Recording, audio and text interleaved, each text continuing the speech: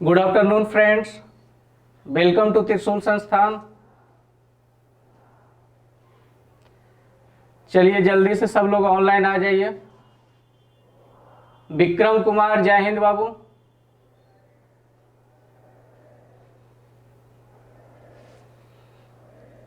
चलिए जल्दी से जल्दी ऑनलाइन आइए।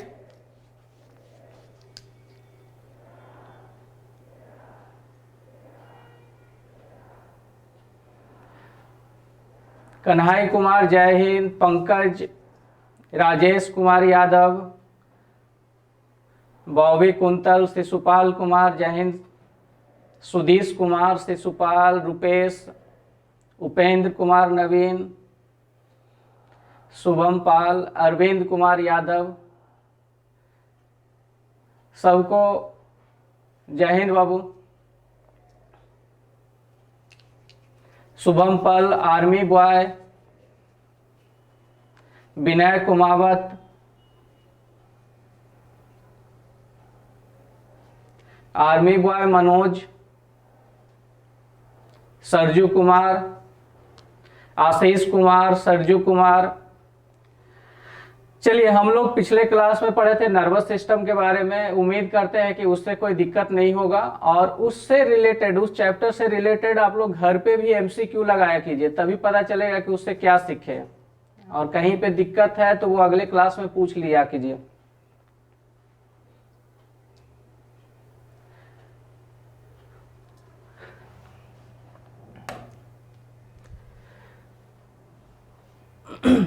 तो चलिए कुछ पिछले क्लास नर्वस सिस्टम से रिलेटेड पूछ लेते हैं। बताइए कि पुरुष का मस्तिष्क का वजन कितना होता है? चलिए जवाब दीजिए जल्दी से जल्दी, तब तक सभी लोग ऑनलाइन आते हैं। रोशन, गुड मॉर्निंग बाबू।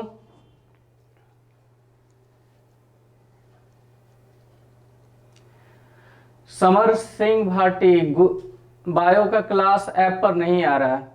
अच्छा ठीक है, आज हम देख करके उसको ऐड कर देंगे। हाँ, लगभग 1350 से 14।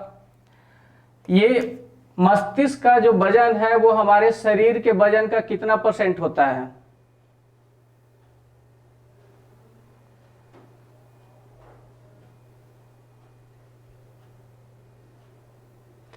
शिशुपाल जी,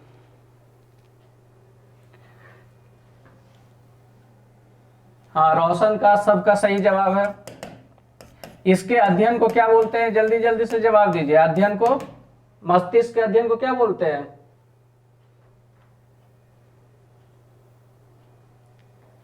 मस्तिष्क के अध्ययन को न्यूरोलॉजी, मस्तिष्क के अध्ययन को न्यूरोलॉजी बोला जाता है। ये हमारे शरीर का 2% होता है। पुरुष में लगभग 1350 से 1400 ग्राम होता है। महिला में उससे लगभग 50 से 100 ग्राम कम होता है। और बचपन में बच्चा का जो वजन होता है मस्तिष्क का, वो कितना होता है? 250 से 300 ग्राम होता है। आज हम लोग जो चैप्टर स्टार्ट करने वाले हैं वो है आपका न्यूट्रिशन से। न्यूट्रिशन, इसको ह्यूमन न्यूट्रिशन करके, क्योंकि जनरली मानव के बारे में पढ़ना है तो ह्यूमन न्यूट्रिशन भी नाम दे सकते हैं, या इसको एनिमल न्यूट्रिशन भी बोला जाता है। कहीं पे एनिमल न्यूट्रिशन भी लिखा रहेगा तो दोनों में सेम ही चीज पढ़ना है, ठीक है? यानी पोषक तत्व के बारे में। यानी इसमें हम लोग पढ़ेंगे कार्बोहाइड्रेट के बारे में, प्रोटीन के बारे में, विटामिन के बारे में। इसमें समझने वाला बहुत सारा चीज नहीं है, लेकिन इससे हमेशा आर्मी के नर्सिंग में हमेशा विटामिन वाले चैप्टर से तो हमेशा 1-2 क्वेश्चन मिनिमम फिक्स रहता है ये। तो ये चैप्टर उस हिसाब से बहुत इंपॉर्टेंट है। तो हम लोग सबसे पहले इसमें पढ़ने वाले हैं, देखिए, कार्बोहाइड्रेट के बारे में, फिर प्रोटीन के बारे में पढ़ेंगे, उसके अलावा वसा यानी जिसको लिपिड बोलते हैं, लिपिड के बारे में, विटामिन के बारे में पढ़ेंगे। और कुछ मिनरल से भी रिलेटेड क्वेश्चन रहता है, कुछ मिनरल से भी रिलेटेड क्वेश्चन मिलता है। तो ये सब चैप्टर, ये सब टॉपिक हम लोग इस चैप्टर में पढ़ने वाले हैं। मनुष्य में कितना लीटर ब्लड होता है, विशाल जी का क्वेश्चन है। तो मनुष्य में जो लीटर ब्लड होता है वो लगभग 5 से 6 लीटर ब्लड होता है। आपके वजन का लगभग 7%, यानी अगर आप 100 किलो के हैं तो उसमें 7 लीटर ब्लड होगा। लेकिन एवरेज अगर आप 70 केजी के हैं तो वो उसमें आपको ब्लड लगभग 5 से 6 लीटर ही मिलेगा। वो आपके वजन के अकॉर्डिंग होगा, थोड़ा सा वैरी करेगा, कहीं पे 5, 6, तो एवरेज लेकर के ये चलना है 5 से 6 लीटर।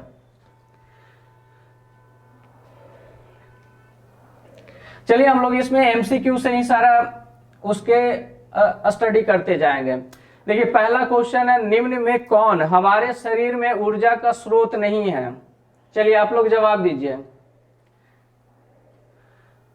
क्योंकि इसमें समझने वाला बहुत सारा चीज नहीं है, तो हम क्वेश्चन के साथ साथ समझाते जाएंगे तो ये चैप्टर बहुत अच्छे से क्लियर हो जाएगा। और 1 से 2 दिन में हम लोग जितना मैक्सिमम पॉसिबिलिटी है उतना क्वेश्चन हम लोग कर लेंगे। निम्न में से कौन हमारे शरीर में ऊर्जा का स्रोत नहीं है? कार्बोहाइड्रेट, ग्लूकोज, वसा और खनिज, जिससे हमको ऊर्जा नहीं मिलता है। चलिए जवाब दीजिए। कार्बोहाइड्रेट, ग्लूकोज, वसा और खनिज। देखिए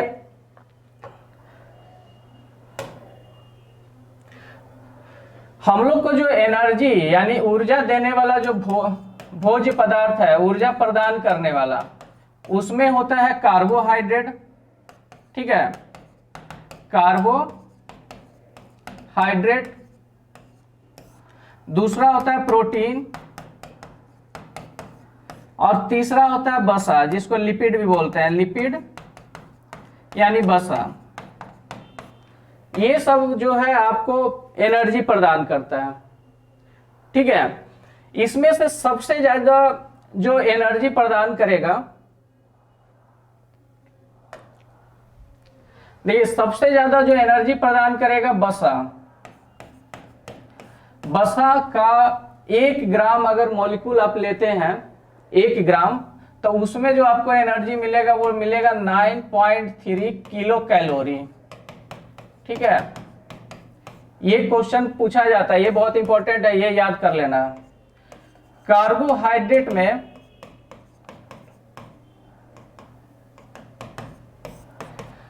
कार्बोहाइड्रेट के 1 ग्राम मॉलिक्यूल में लगभग 4.1 से 4.3 या 4.5 ये इतना किलो कैलोरी ऊर्जा मिलता है। प्रोटीन में, प्रोटीन का 1 ग्राम मॉलिक्यूल लेंगे तो इसमें लगभग 4.1 से 4.1, मतलब 4 से 4.1 या कहीं पे 4.2 भी लिखा रह सकता है।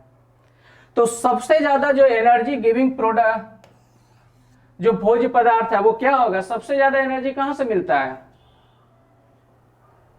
सबसे ज्यादा एनर्जी मिलेगा वसा से, उसके बाद कार्बोहाइड्रेट से और प्रोटीन से। लेकिन थोड़ा सा ये दोनों में, कार्बोहाइड्रेट में और इसमें दोनों में थोड़ा सा का डिफरेंस होता है। कुछ कुछ बुक तो दोनों में 4 ही लिख देते हैं कि 4 किलो कैलोरी, लेकिन थोड़ा सा डिफरेंस होता है। आपको कार्बोहाइड्रेट को प्रोटीन से थोड़ा ऊपर रखना है, ठीक है।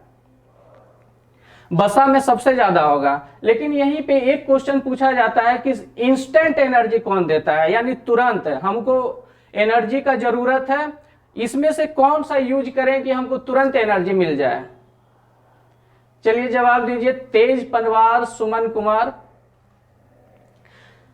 देखिए सबसे ज्यादा जो एनर्जी मिल रहा है वसा से, लेकिन क्वेश्चन अगर यहीं पे पलट करके पूछ दे, थोड़ा सा चेंज करके, कि इंस्टेंट एनर्जी यानी तुरंत ऊर्जा हमको किससे मिलेगा? फैट से, कार्बोहाइड्रेट से, प्रोटीन से। डाइजेशन का चैप्टर पढ़ाए हुए हैं तो उससे भी आप सोच करके बता सकते हैं। नीलेश घड़ी का आंसर है ग्लूकोज। पंकज का, हाँ नीलेश सही जवाब है ग्लूकोज। लेकिन ग्लूकोज इसमें से क्या होगा? वसा है, कार्बोहाइड्रेट है या प्रोटीन है? तो ग्लूकोज क्या होता है? हमको इंस्टेंट एनर्जी जरूरी होता है तो हम लोग क्या यूज करते हैं, ग्लूकोज यूज करते हैं। ग्लूकोज किसका उदाहरण है, कार्बोहाइड्रेट का। ऐसा क्यों होता है, क्योंकि हम लोग जब भी भोजन लेते हैं तो सबसे पहले भोजन में किस चीज का पाचन होता है, कार्बोहाइड्रेट का जो पाचन है वो मुंह में ही शुरू हो जाता है। यानी मुंह में इसका पाचन शुरू होना, पाचन शुरू हो गया तो यहीं पे क्या होगा, इससे हमको ऊर्जा मिलना शुरू हो जाएगा। यानी सबसे जल्दी जो एनर्जी मिलता है वो किससे मिलता है, कार्बोहाइड्रेट से मिलेगा। ठीक है, चलिए पहला क्वेश्चन था कि कार्बोहाइड्रेट, ग्लूकोज, वसा। तो कार्बोहाइड्रेट, दूसरा है ग्लूकोज। ग्लूकोज तो कार्बोहाइड्रेट का ही एक प्रकार है। वसा से भी हम लोग को एनर्जी मिलता है, खनिज से कोई ऊर्जा हमको नहीं मिलता है, तो इसका आंसर हो जाएगा खनिज। देखिए दूसरा क्वेश्चन है, कार्बोहाइड्रेट में हाइड्रोजन और ऑक्सीजन का अनुपात होता है 2:1, 1:2, 3:1 या 1:2, 1:3। चलिए जवाब दीजिए इसका। मुकेश रुलेनिया का है, जय हिंद बाबू। पीके फौजी का आंसर आ रहा है बी। सुमन कुमार का बी, 1:2। देखिए मैक्सिमम लोगों का आंसर बी आ रहा है। देखिए कार्बोहाइड्रेट में जानना चाह रहा है कि हाइड्रोजन और ऑक्सीजन का। देखिए कार्बोहाइड्रेट में फॉर्मूला इसका क्या होता है, C6H12O6। अगर मोनोसैकराइड है तो फॉर्मूला ये होता है, लेकिन डाइसैकराइड जैसे चीनी वगैरह अगर यूज करते हैं तो डाइसैकराइड में उसका फॉर्मूला क्या होता है, C12H12O11। अब दोनों में देखिए, चाहे ये फॉर्मूला हो मोनोसैकराइड का या डाइसैकराइड का, तो दोनों में आपको हाइड्रोजन, इसका हाइड्रोजन, देखिए ये हाइड्रोजन और ऑक्सीजन का अनुपात जानना चाह रहा है। यानी ये 12 है और 6, इसमें भी देखिए 12, यहाँ पे 22 होगा, यहाँ पे 22 होता है ना। चीनी का जो फॉर्मूला होता है क्या होता है, 12, 22 और 11 होता है। तो यहाँ पे 12 है और 11 है, दोनों को अगर कैंसिल कीजिएगा तो अनुपात क्या आएगा, 2:1 आएगा। तो जिनका आंसर बी था वो सब के सब गलत हैं।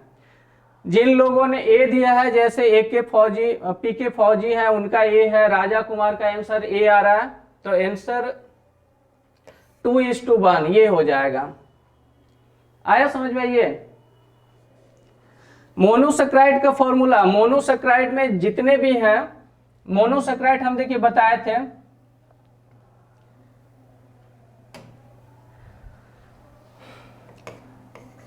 कार्बोहाइड्रेट को उसके यूनिट के आधार पर हम लोग 3 कैटेगरी में बांटे थे, मोनोसैकराइड, फिर होता है एक ओलिगोसैकराइड और एक होता है पॉलीसैकराइड।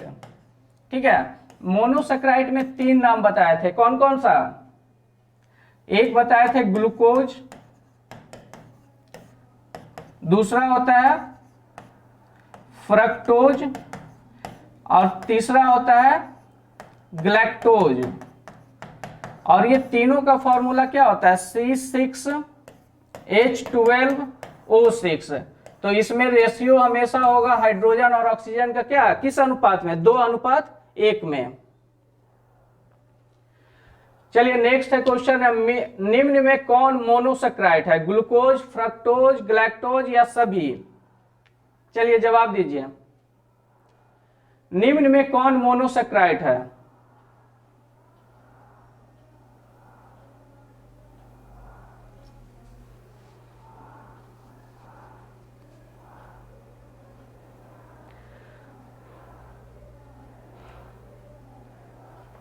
ग्लूकोज, फ्रक्टोज, ग्लैक्टोज या सभी।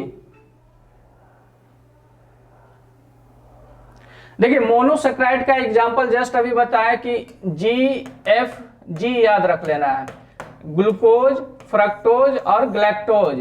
तो ग्लूकोज, फ्रक्टोज और ग्लैक्टोज ये सभी क्या है, मोनोसैकराइड के उदाहरण है। मोनोसैकराइड के ये उदाहरण है, कौन कौन से, ग्लूकोज, फ्रक्टोज और ग्लैक्टोज।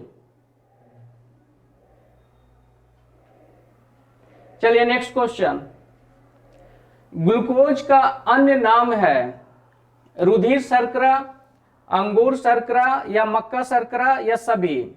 ग्लूकोज का अन्य नाम क्या है? देखिए ग्लूकोज जो है हमारे ब्लड में होने के कारण इसको ब्लड शुगर भी बोला जाता है।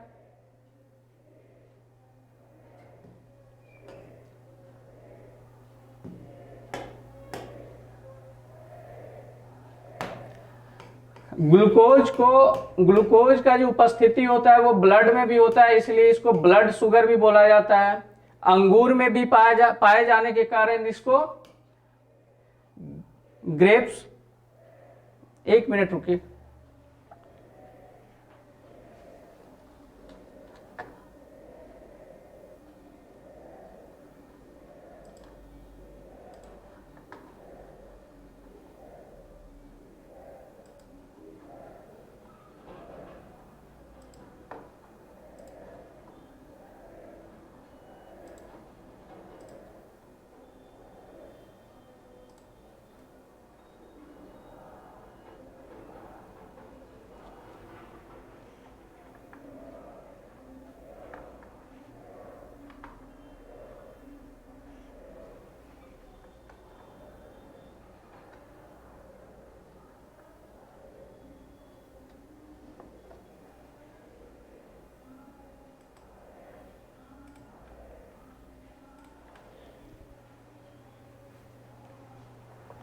चलिए इसका जवाब दीजिए, ग्लूकोज का अन्य नाम क्या है?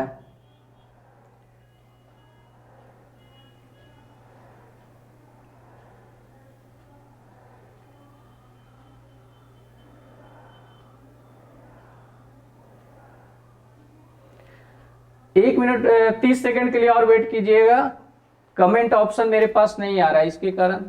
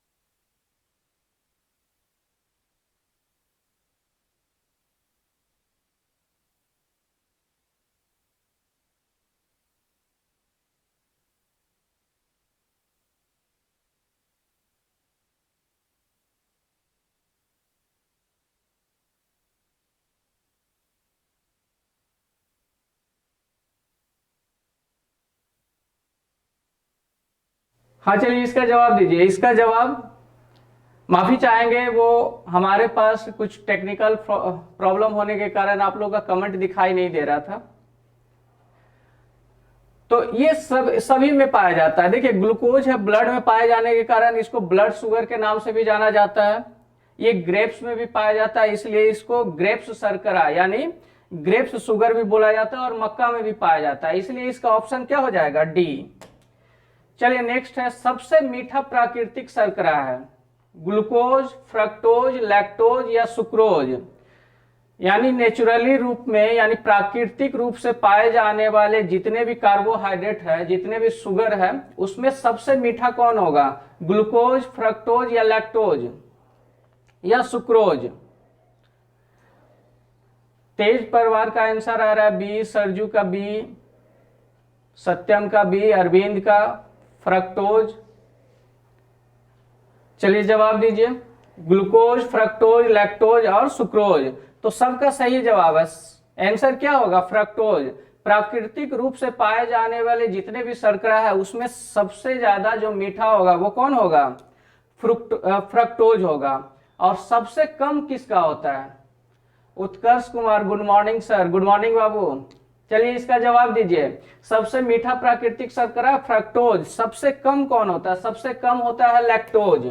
ये होता है सबसे कम मीठा और ये है सबसे ज्यादा मीठा जितने भी प्राकृतिक शर्करा है उसमें से। चलिए नेक्स्ट है, निम्न में से कौन सत्य है? इसमें जवाब देना है कि निम्न में से कौन सत्य है। पेप्टाइड बंध प्रोटीन में जो बंध होता है, यानी देखिए प्रोटीन जो है एमिनो अम्ल से मिलकर बना होता है, तो दो अमीनो अम्ल किस बॉन्ड से जुड़े हुए रहते हैं? क्या वो पेप्टाइड बंध से होते हैं? बसा भी, देखिए बसा भी मिल करके बना होता है, ये बसा हुआ ये बसा हुआ, तो ये किस बॉन्ड से मिल करके जुड़ा हुआ रहता है? एस्टर बंध से। ग्लाइकोसिडिक कार्बोहाइड्रेट में ग्लाइकोसिडिक या डी ऑप्शन, इनमें से सभी।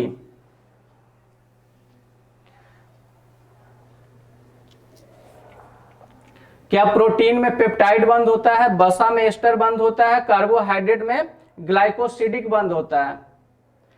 इनमें से कौन सही है?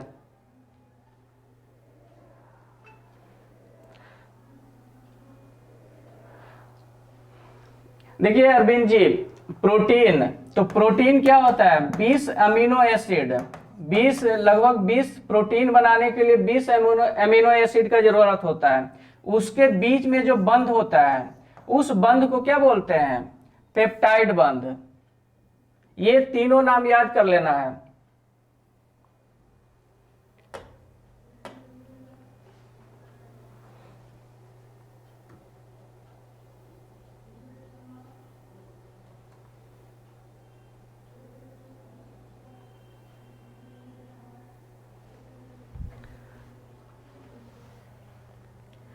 प्रोटीन में जो बंध होता है वो पेप्टाइड बंध होता है, बसा में जो बंध होता है वो एस्टर बंध होता है, और कार्बोहाइड्रेट जो जुड़ा हुआ रहता है वो ग्लाइकोसिडिक बंध से जुड़ा हुआ रहता है। तो इस हिसाब से इसका जो आंसर होगा डी होगा, इनमें से सभी। चलिए नेक्स्ट है, निम्न में से कौन सही है? देखिए पहला ऑप्शन है ग्लूकोज और प्लस फ्रक्टोज, क्या माल्टोज बनता है? दूसरा है ग्लूकोज प्लस लैक्टोज, क्या सुक्रोज बनता है? ग्लूकोज प्लस ग्लूकोज, क्या लैक्टोज बनता है? या इनमें से कोई नहीं? ये तीनों में से कौन सही है, ये जवाब देना है।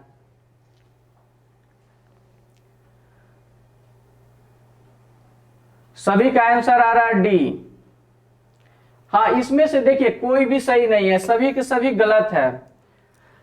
ये माल्टोज, सुक्रोज और लैक्टोज, ये तीनों के तीनों डाइसैक्राइड है। ये तीनों क्या है? डाइसैक्राइड है ये। तो डाइसैक्राइड का मतलब हो गया दो मोनोसैक्राइड मिलकर के डाइसैक्राइड बनाता है। तो डाइसैक्राइड का एग्जाम्पल क्या होता है? एक होता है सुक्रोज, एक होता है माल्टोज,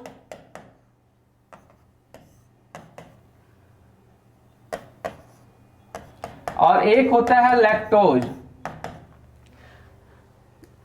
तो ये सुक्रोज किससे मिलकर बना होता है? सभी में ग्लूकोज कॉमन होगा, एक तो ग्लूकोज होगा ही होगा, तो सभी में लिख दीजिए ग्लूकोज। एक ग्लूकोज होगा, ग्लूकोज। दूसरा क्या होता है? देखिए सुक्रोज में क्या होता है? ग्लूकोज के साथ फ्रक्टोज भी होता है। ग्लूकोज के साथ फ्रक्टोज जुड़ा हुआ रहता है। माल्टोज में ग्लूकोज और प्लस ग्लूकोज, यानी ग्लूकोज का दो अणु मिलकर के बना होता है क्या? माल्टोज। और लैक्टोज जो होता है वो ग्लूकोज के साथ ग्लैक्टोज। देखिए हम लोग मोनोसैक्राइड का 3 एग्जाम्पल बताए थे, क्या क्या? ग्लूकोज बताए थे, फ्रक्टोज बताए थे और ग्लैक्टोज बताए थे। तो पहला जो सुक्रोज बनेगा वो किसके? ग्लूकोज और फ्रक्टोज से मिलने का। माल्टोज जो बनेगा वो ग्लूकोज और ग्लूकोज यानी दो अणु के। यहाँ पे उल्टा क्वेश्चन भी पूछ सकता है कि माल्टोज को तोड़ेंगे यानी उसका जो डाइजेशन होगा तो उससे क्या मिलेगा, तो ग्लूकोज प्लस ग्लूकोज। इसको स्क्रीनशॉट ले लीजिए। देखिए अब क्वेश्चन क्या था, ग्लूकोज प्लस फ्रक्टोज, तो ग्लूकोज प्लस फ्रक्टोज में क्या बनता है, सुक्रोज बनता है, माल्टोज नहीं बनता, सुक्रोज बनता है। दूसरा है ग्लूकोज प्लस ग्रैक्टोज, तो ये बनता है लैक्टोज ना कि सुक्रोज। तीसरा है ग्लूकोज प्लस ग्लूकोज, तो ग्लूकोज प्लस ग्लूकोज से क्या बनता है, माल्टोज बनता है। ये आपको याद कर लेना है। तो इसका आंसर क्या हो जाएगा, इनमें से कोई नहीं। चलिए नेक्स्ट है, निम्न में से कौन डाइसैकराइड नहीं है। देखिए डाइसैकराइड का भी जस्ट जिक्र किया है कि निम्न में से कौन डाइसैकराइड नहीं है। चलिए जवाब दीजिए। पहला ऑप्शन है सुक्रोज, ग्लूकोज, लैक्टोज और माल्टोज। नीलेश घड़ी का आंसर आ रहा है बी, क्रैक सोल्जर बी, पीके फौजी बी, आर्मी सुमन बी, ठाकुर साहब बुमियार, क्रैक सोल्जर सरजू कुमार। देखिए सबका आंसर आ रहा है बी। डाइसैकराइड में अभी हम जस्ट पढ़े हैं कि एस से सुक्रोज, माल्टोज और लैक्टोज, यानी सुक्रोज, माल्टोज और लैक्टोज, ये तीनों क्या है, डाइसैकराइड के एग्जांपल है। तो इसका आंसर क्या हो जाएगा, ग्लूकोज। निम्न में से कौन दूध शर्करा है, यानी जिसको मिल्क शुगर के नाम से जानते हैं। इसका आंसर दीजिए। 9 नंबर क्वेश्चन, निम्न में से कौन दूध शर्करा है, यानी मिल्क शुगर के नाम से किसे जाना जाता है। मिल्क में कौन सा शर्करा पाया जाता है, सुक्रोज, ग्लूकोज, लैक्टोज या माल्टोज। ये बहुत ही आसान क्वेश्चन है, जवाब दीजिए।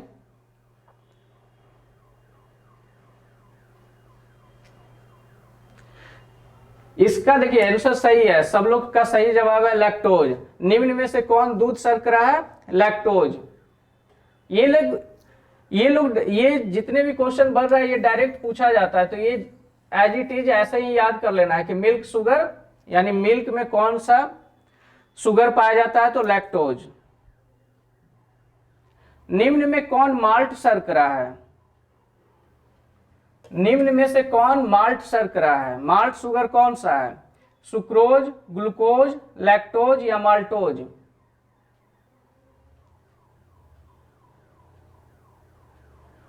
क्रैक सोल्जर का है कि सबसे कम मीठा, तो सबसे कम मीठा होता है लैक्टोज बाबू, सबसे कम मीठा जो होता है वो लैक्टोज है। यहां पे क्वेश्चन पूछ रहा है कि माल्ट शर्करा किसको बोलते हैं, सुक्रोज को, ग्लूकोज को, लैक्टोज को या माल्टोज को। देखिए नाम से ही पकड़ा जाएगा ये। देखिए माल्टोज, ये माल्टोज है, तो माल्ट शुगर किसको बोलेंगे, माल्टोज को। ये वहां पे पाया जाता है जैसे हम लोग चना जितने भी सीड को हम लोग अंकुरित करके खाते हैं, तो वहां पे क्या होता है, माल्ट शुगर पाया जाता है।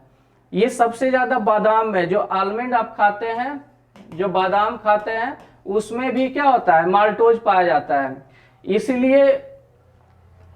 इसलिए माल्ट शर्करा को आलमंड शुगर भी बोला जाता है। तो ये एक क्वेश्चन यहां से भी बनता है, तो ये भी याद कर लीजिए, क्योंकि माल्ट शुगर जो सबसे ज्यादा मिलता है वो हमको बादाम से मिलता है। और ये आपके क्रैक सोल्जर का कंफ्यूज, बट आंसर डी। नहीं कंफ्यूज क्या होना, देखिए यहाँ पे तो ये सीधा के सीधा माल्ट शर्करा, तो माल्ट का मतलब होता है सीड। देखिए माल्ट का मतलब होता है सीड। ये जितने भी, जैसे आप चना अंकुरित करके खाते हैं या कोई भी दूसरे चीज जो आप अंकुरित करके खाते हैं, वहां पे क्या आपको मिलता है, माल्टोज मिलता है। ये आपके दिमाग के लिए, ब्रेन के लिए अच्छा माना जाता है। सबसे ज्यादा जो माल्टोज आपको मिलेगा आलमंड से, बादाम से, इसलिए इसको आलमंड शुगर भी बोला जाता है। तो इसका आंसर क्या हो जाएगा, माल्टोज। चलिए नेक्स्ट है, शर्करा जो सबसे कम मीठा है,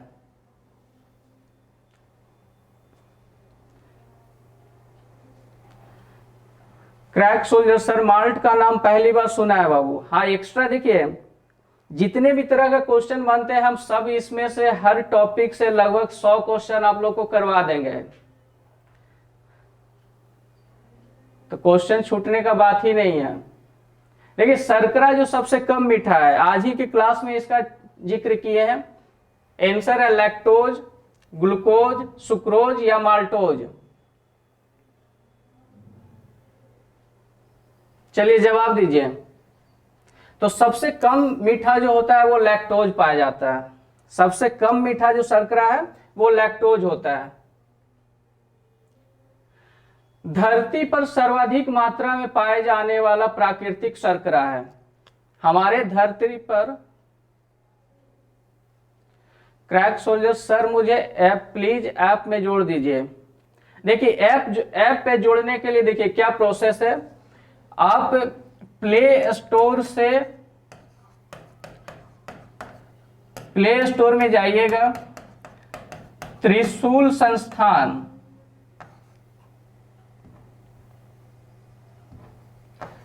त्रिशूल संस्थान एप्लीकेशन को डाउनलोड करना है। फिर अपने नंबर से उसमें रजिस्टर्ड होना है और रजिस्टर्ड नंबर को जो त्रिशूल का व्हाट्सएप नंबर है उस पर सेंड कर देना है। तो वो 10 से 15 मिनट बाद वो ऑटोमेटिक ऐड कर दिया जाएगा। तो ये आपका प्रोसेस है, ये कर दीजिएगा, आपको ऐड कर दिया जाएगा। एक व्हाट्सएप कर दीजिएगा। धरती पर सर्वाधिक मात्रा में पाए जाने वाला प्राकृतिक शर्करा है, इसका जवाब दीजिए। Cellulose, glycogen, starch, chitin.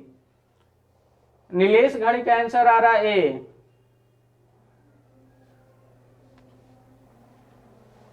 देखिए धरती पर सबसे ज्यादा जो सर्वाधिक मात्रा में पाया जाने वाला जो प्राकृतिक शर्करा है सेलुलोज है।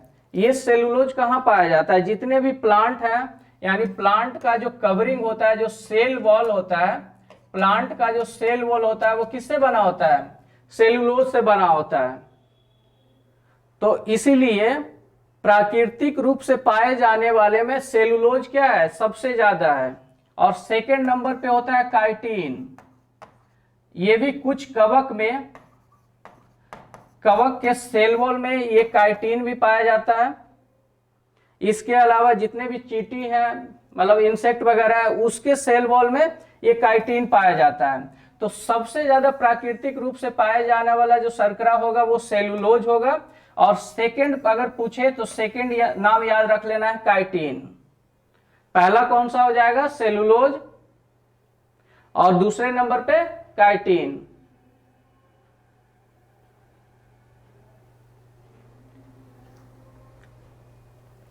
पादपों में कार्बोहाइड्रेट किस रूप में संचित होता है? यानी पादप यानी प्लांट जो है उसमें कार्बोहाइड्रेट किस रूप में स्टोर रहता है? हाँ ठाकुर साहब, कवक का जो सेल वॉल होता है वो काइटिन का बना होता है। सही जवाब है। चलिए सब लोग इसका जवाब दीजिए। पादपों में कार्बोहाइड्रेट किस रूप में संचित होता है? सेलुलोज के रूप में, एनिलीन के रूप में, सेलुलोज के रूप में, एनुलिन, स्टार्च या काइटिन, किसके रूप में उपस्थित होता है? देखिए प्लांट में हम लोग पढ़ते हैं कि स्टार्च के रूप में पाया जाता है।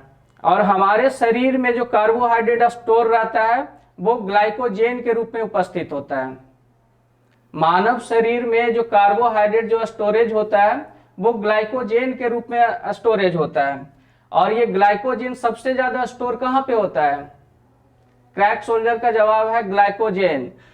तो क्रैक सोल्जर जी बताइए, ग्लाइकोजेन हमारे शरीर में सबसे ज्यादा स्टोरेज कौन से पार्ट में होता है, कौन से अंग में होता है? अभय शर्मा का सही जवाब है लीवर में, यकृत में। देखिए ग्लाइकोजेन यानी ग्लूकोज जो है वो ग्लाइकोजेन में कन्वर्ट होकर के हमारे ब्लड में जो एक्स्ट्रा ग्लूकोज होता है उसको इंसुलिन ग्लाइकोजेन में कन्वर्ट करके आपके लीवर में लीवर में ग्लाइकोजेन के फॉर्म में स्टोर कर देता है। तो ग्लाइकोजेन का जो स्टोरेज होता है लीवर में होता है, कुछ मांसपेशियों में भी होता है, लेकिन सबसे ज्यादा जो स्टोरेज होगा वो लीवर में होता है। और ये इंसुलिन कहां पाया जाता है, इसका जवाब दे सकते हैं? इंसुलिन कहां पाया जाता है? ये इंसुलिन हमारे शरीर के पैनक्रियाज जो होता है, पैनक्रियाज के बीटा सेल में पाया जाता है। तो इसका आंसर क्या हो गया? स्टार्च। पादपों में स्टार्च के फॉर्म में, और मानव का अगर पूछे ह्यूमन बीइंग का तो वो ग्लाइकोजेन के फॉर्म में है। चलिए नेक्स्ट क्वेश्चन। सबसे मीठा कृत्रिम शर्करा यानी आर्टिफिशियल रूप से बनाए गए शर्करा में सबसे मीठा कौन होता है? फ्रक्टोज, अस्पार्टेन, सैक्रिन या डेक्सट्रोज?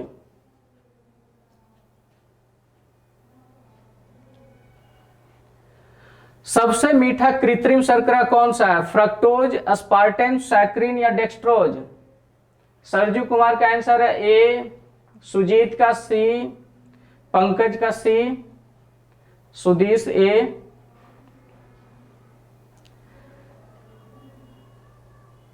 अभी तक सही आंसर नहीं मिला है। विकास का सी, ठाकुर साहब का ए,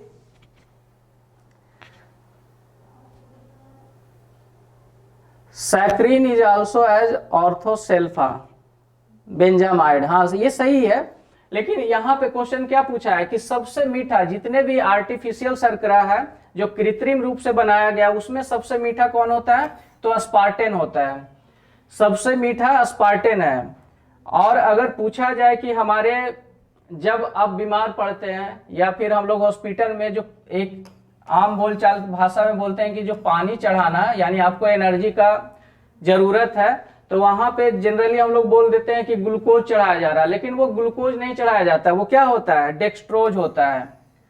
तो हॉस्पिटल में जो पानी चढ़ता है वो क्या होता है? उसमें डेक्सट्रोज का मात्रा ज्यादा होता है, डेक्सट्रोज होता है वो। और कृत्रिम रूप से सबसे मीठा क्या हो गया? अस्पार्टेन हो गया। प्रोटीन शब्द किसने दिया था? चलिए जवाब दीजिए, प्रोटीन शब्द किसने दिया था? मूलर ने, बर्जिलियस ने, पुलिंग ने, हॉपकिंस ने?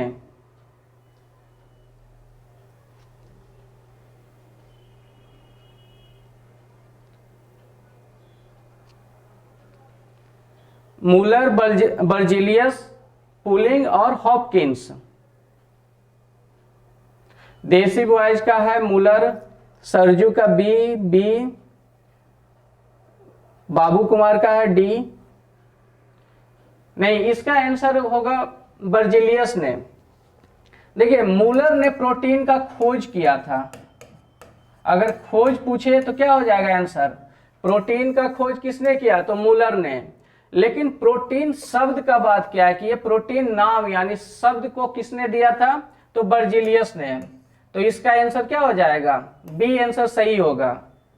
और बाद में उसके बारे में जो थ्योरी बताया था तो वो पुलिंग ने दिया था। प्रोटीन से रिलेटेड जो थ्योरी दिया था वो पुलिंग ने दिया था। तो प्रोटीन से रिलेटेड देखिए 2-3 क्वेश्चन यहाँ पे बनेगा। प्रोटीन का खोज किसने किया? तो मूलर ने। प्रोटीन शब्द यानी प्रोटीन जो नाम है वो किसने दिया? तो बर्जिलियस ने। और उसके बाद में जो थ्योरी दिया था तो वो पुलिंग ने दिया था।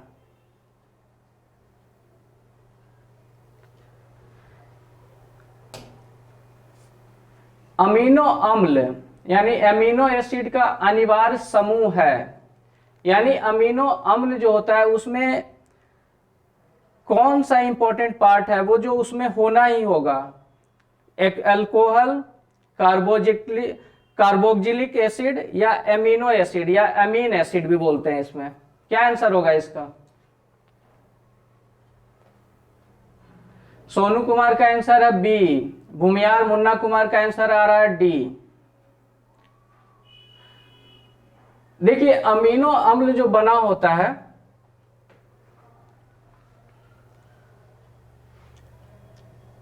तो अमीनो अम्ल में देखिए एक कार्बोजिलिक एसिड, ठीक है, कार्बोजिलिक एसिड इसमें जुड़ा हुआ रहेगा। इसके अलावा इसमें एमाइन एसिड भी जुड़ा हुआ रहता है। इसमें एक साइड में हाइड्रोजन जुड़ा हुआ रहता है और एक साइड में कोई भी चीज जुड़ता है, अलग अलग चीज जुड़ते जाएगा, जिसके कारण अलग अलग अमीनो एसिड का निर्माण करेगा।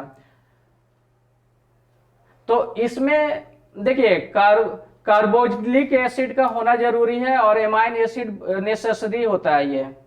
तो ये दो ऑप्शन इसका सही है, बी और सी। तो इसलिए आंसर इसका क्या हो जाएगा, डी, बी और सी दोनों।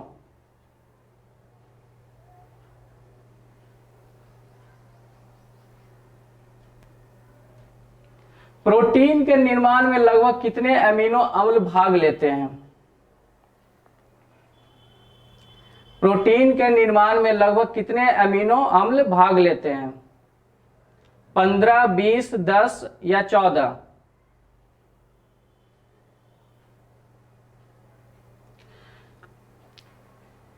चलिए, ये सबका सही जवाब होगा 20। 20 अमीनो अम्ल मिल करके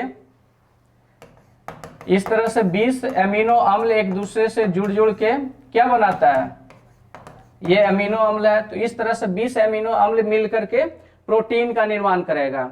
और प्रोटीन, दो अमीनो अम्ल किस बंध से जुड़े होते हैं? आज के सवाल में ही पढ़े हैं।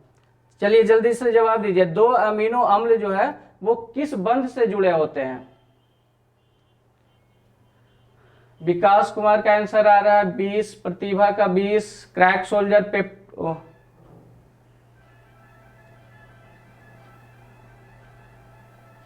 हाँ, ये पेप्टाइड बंध से जुड़े होते हैं। दो अमीनो अम्ल किससे जुड़ा होता है? पेप्टाइड बंध से। चलिए नेक्स्ट क्वेश्चन है, बच्चों में क्वाशियोरकर नामक बीमारी किसकी कमी से होता है? प्रोटीन की कमी से, न्यूक्लिक एसिड की कमी से, लिपिड की कमी से या कार्बोहाइड्रेट की कमी से?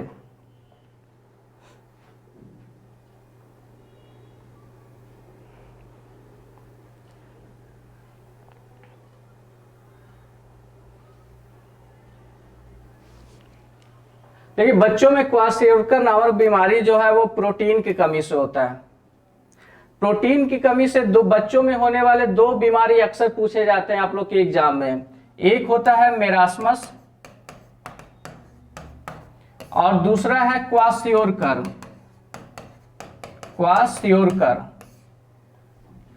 मेरास्मस जो है जनरली जैसे बच्चा जन्म लिया, जन्म से 1 साल के, मतलब 1 साल से 1 साल 1.5 साल से जो छोटा बच्चा है उसमें पाया जाएगा। और क्वाशियोरकर जो है वो 1 से 2 साल से जो ऊपर बच्चा है उसमें देखते हैं कि प्रोटीन की कमी से जैसे उसका पेट फूल गया, देखते होंगे कि शरीर उसका पतला है लेकिन पेट फूला हुआ है। तो इस तरह का वो मेंटली प्रॉब्लम होगा, बहुत सारे चीज को वो समझ नहीं पाएगा। तो क्वाशियोरकर जो होता है ये याद कर लीजिए कि 2 साल से ज्यादा, 2 वर्ष से जो ज्यादा बच्चे हैं, मतलब 2 साल से बड़े बच्चे में और ये 2 साल से छोटे बच्चे में, 2 साल या 1 साल भी ऑप्शन में रह सकता है, 1 वर्ष से जो छोटा होगा बच्चा उसमें मेरास्मस नामक बीमारी होता है। और ये दोनों प्रोटीन से होने वाले बीमारी हैं।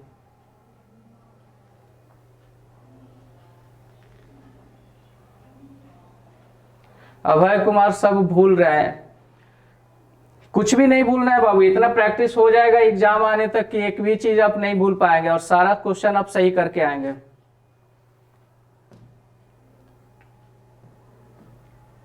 चलिए देखिए, फिर आगे कुछ क्वेश्चन बढ़ने से पहले देखिए, कार्बोहाइड्रेट आज मेनली हम लोग पढ़े हैं।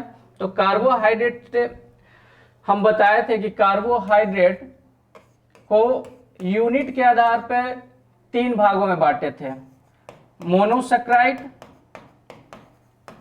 यहां से एक क्वेश्चन भी हम बहुत बार पूछा गया अलग अलग एग्जामों में, तो ये नाम याद रख लेना है, मोनोसेक्राइड, ओलिगोसेक्राइड और पॉलीसेक्राइड।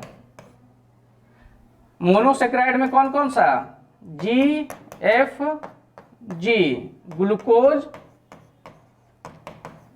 ये रिकॉल करवा रहे हैं, जल्दी से बोलिए, ये ग्लूकोज, फ्रक्टोज, ये सब बच्चा को याद हो जाना चाहिए, ग्लाइक्टोज,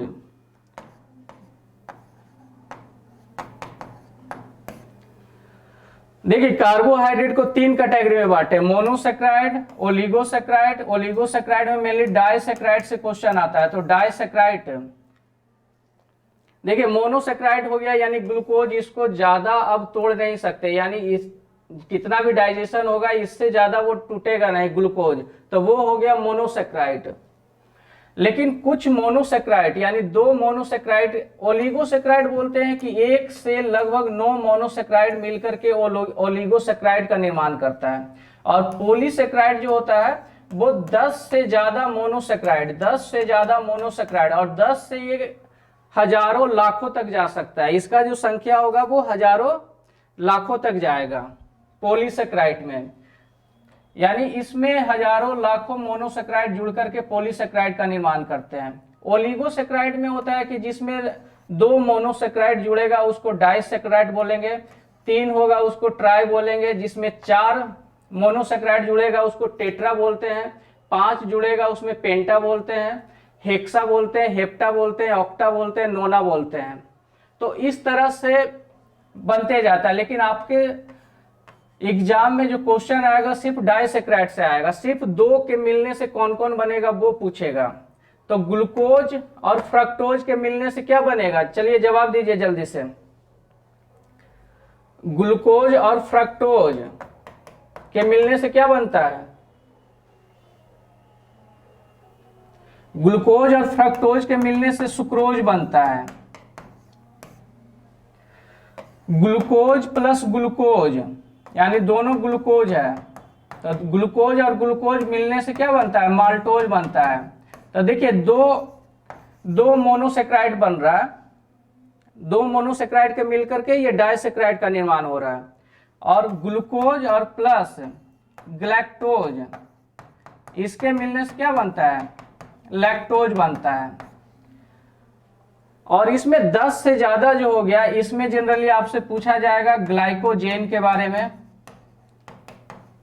ग्लाइकोजेन हो गया, स्टार्च हो गया, काइटिन हो गया, ठीक है, ये सारे एग्जाम्पल आपको मिलेगा पॉलीसेक्राइड से।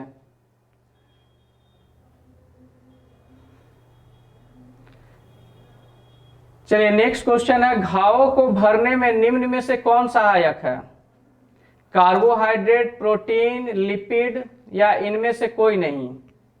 घावों को भरने में निम्न में से कौन सहायक है, कार्बोहाइड्रेट, प्रोटीन, लिपिड, इनमें से कोई नहीं।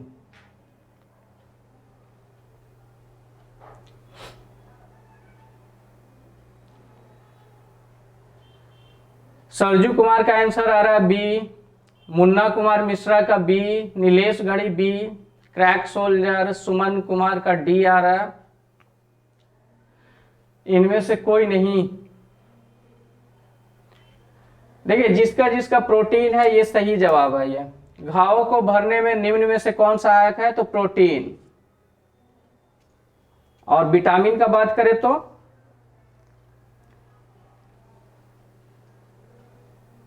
अगर विटामिन का बात किया जाए तो कौन सा विटामिन घावों को भरने में सहायक होता है,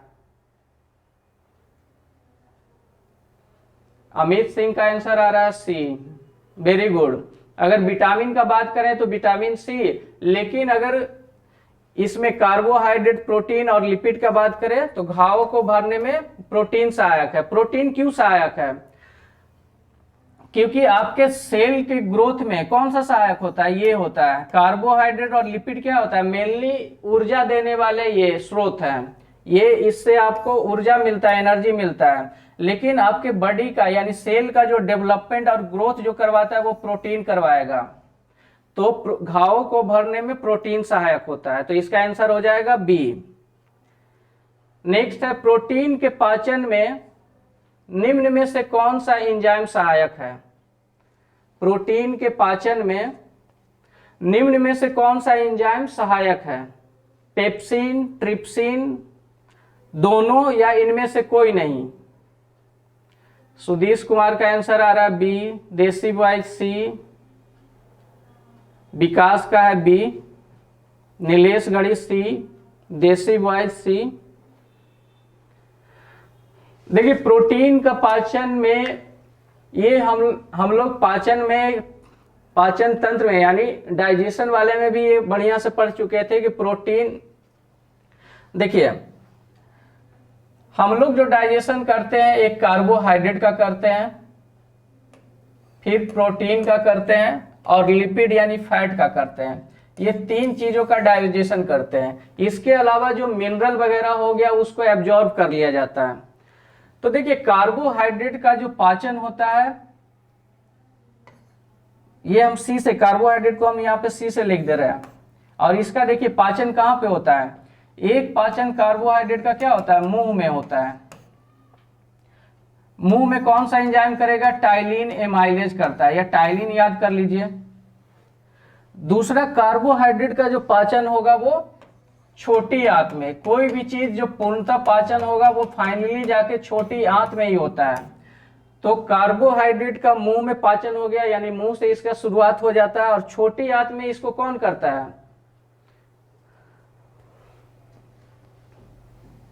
छोटी आंत में इसको एमाइलेज।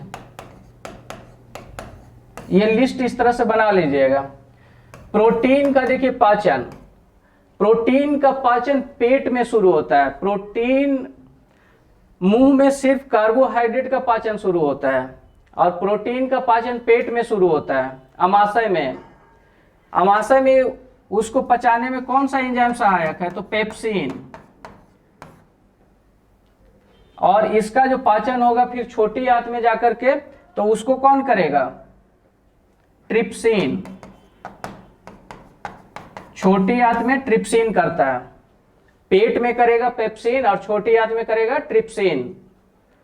इसके अलावा लिपिड, लिपिड का पाचन कहां कहां पे होता है, देखिए आपके लीवर से जो पीत रस निकलता है वो फैट को तोड़ने का काम करता है, वो पाचन नहीं करता है। उसके अलावा तो पीत रस भी लिख सकते हैं यहाँ पे, पीत रस जो लीवर से निकलता है तो वो उसका लिपिड का क्या करेगा, ब्रेक डाउन करेगा।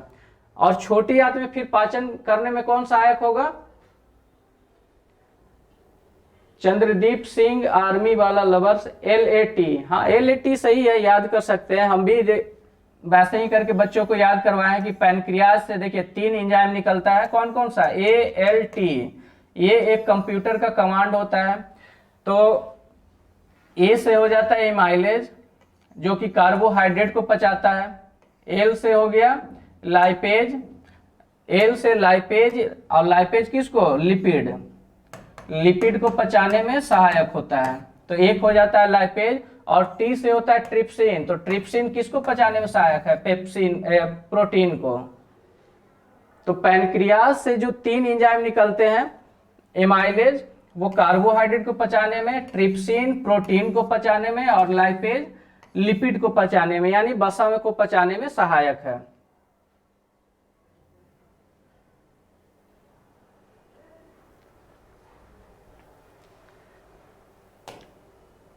तो इसका आंसर क्या हो गया, पेप्सिन और ट्रिप्सिन। पेट में जो पाचन होगा वो पेप्सिन के द्वारा, और छोटी आंत में जो पाचन होगा वो किसके द्वारा, ट्रिप्सिन के द्वारा। तो इसका आंसर क्या हो जाएगा, A और B दोनों। अब इससे आगे जो क्वेश्चन है, बहुत सारा क्वेश्चन हम अभी बना नहीं पाए हैं, और अगले क्लास में हम लोग विटामिन और लिपिड से रिलेटेड बहुत सारे क्वेश्चन, और इसमें जो क्वेश्चन छूट गया है वो कल के सेशन में हम लोग कंप्लीट करेंगे। और इसमें देखिए बहुत सारा जो आपके एग्जाम में आएगा वो समझने में, उसमें मतलब कॉन्सेप्ट बेसिस क्वेश्चन नहीं आता है, डायरेक्ट जितने भी क्वेश्चन आ रहा है उसको हम करवा देंगे, उसको याद कर लीजिएगा, उससे ज्यादा नहीं आने वाला है इसमें। और आप लोग को अगर क्लास अच्छा लग रहा है तो लाइक कीजिए और त्रिशूल चैनल को आगे बढ़ाइए। गुरुजी कौन सा बुक पढ़ें, देखिए बुक आप एक बार मार्केट में जाइएगा और जो भी साइंस का एक बुक जिसमें MCQ का प्रैक्टिस होगा वो कोई भी आप ले सकते हैं, और उसमें चैप्टर वाइज प्रैक्टिस कर लीजिए, तो वो सारे एग्जाम के लिए आपका कवर कर जाएगा। ठीक है, फिर मिलते हैं नेक्स्ट क्लास में। जय हिंद, जय भारत।